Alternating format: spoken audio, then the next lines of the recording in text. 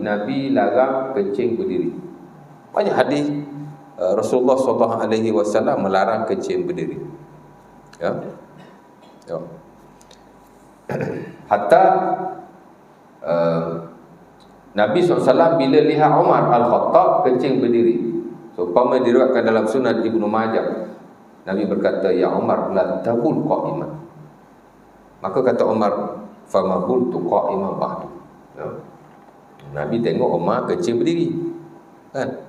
Nabi kata, "Wahai Umar, jangan kamu kencing berdiri." Maka Umar berkata, "Aku tidak kencing berdiri lagi selepas daripada itu." Ya. Dan Aisyah radhiyallahu taala anha amat marah. Macam naik balik. Tadi dah ke belakang dah.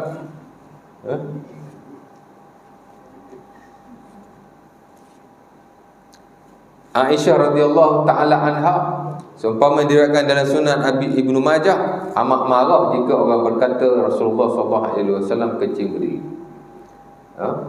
Dengan katanya, "Man haddatsakum anna nabi bala qa'iman la tusaddiqu fama bala illa jalisan." Sesiapa yang mengatakan bahawa Rasulullah kencing berdiri, maka jangan kamu membenarkannya. Maksudnya dia dusta. Sesungguhnya Rasulullah SAW tidak kencing melainkan dalam keadaan duduk. Ya. Jadi adalah beberapa hadis Nabi SAW yang Nabi larang ataupun macam tak benarlah kencing berdiri. Ya. Walau bagaimanapun ada perbuatan Rasulullah SAW kencing berdiri.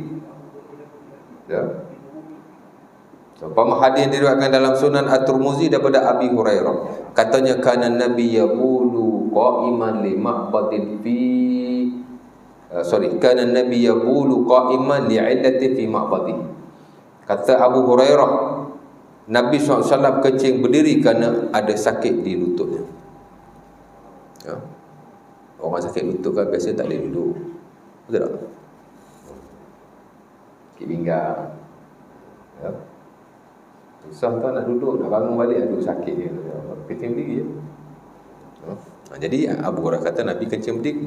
Walaupun hadis ni dari sudut sanad tu ada sikit pertikaian, tapi dimasukkan oleh para fuqaha dalam buku-buku fiqh mereka untuk nak menunjukkan bahawa ada riwayat Nabi melakukannya. Ya.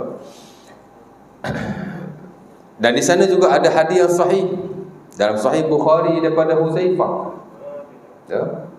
Di mana beliau meriwayatkan Nabi SAW kencing berdiri tanpa sebarang keuzuran. Ya.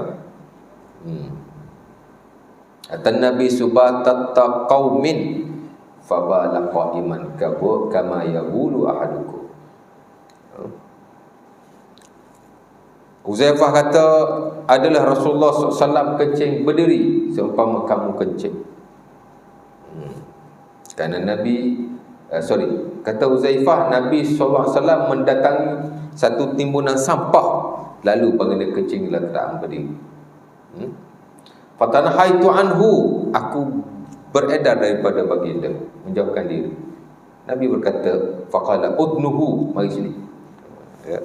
Lantas dia pas air kepada Rasulullah, Nabi beristinja dengannya, dan lebihan itu Nabi menggunakannya untuk berwudu. Maksudnya ada yang larang, ada Nabi buat. Ya. Apa maksudnya?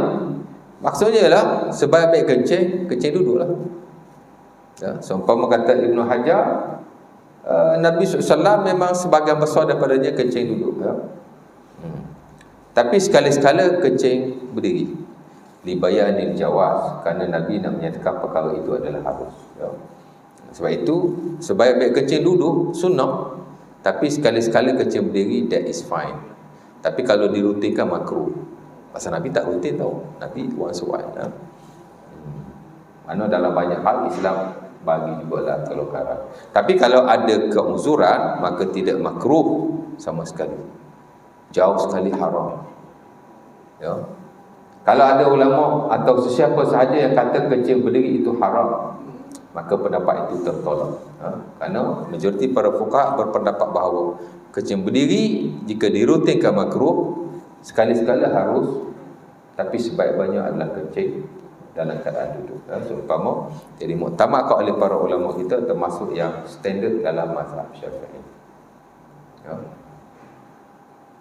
Waktu kita sedih juga sebahagian pendakwah dia nak suruh kencing duduk. Bagus. Tapi tidak dengan disiplin ilmu yang betul. Dia bawa mari hadis-hadis yang tidak sahih, hadis-hadis yang terlalu dhaif, bahkan yang palsu. Nak kata kencing berdiri ni tak baik. Kan?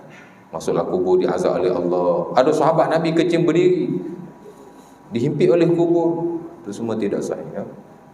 Kencing berdiri tidak haram, makruh saja. Adalah kan, sebut nama kan kena saman pula. Tak betul kan? Siapa sahabat Nabi tu? Yang kata kencing berdiri kena himpit kubur tu? Sa'ad, siapa nama? Ada kan? Kisah tu tak pernah. Dia tak kencing berdiri. Dia kata sahabat ni kencing berdiri, balik daripada satu musafir ke apa, kencing berdiri, kemudian masuklah kubur, kena himpit. Orang tanya isteri dia, dia kata dia kencing berdiri. Tak, kisah tu kisah yang palsu, tidak benar sama sekali. Sementara ia bersalahan dengan hadis-hadis yang sahih, di mana Rasulullah SAW menyebut, umpama dalam Sahih Bukhari, sahabat itu ketika beliau meninggal, 70,000 malaikat turun untuk jenazah dia. Takkanlah kena azab pun. Jadi kita nak kena cek jugalah riwayat-riwayat tu.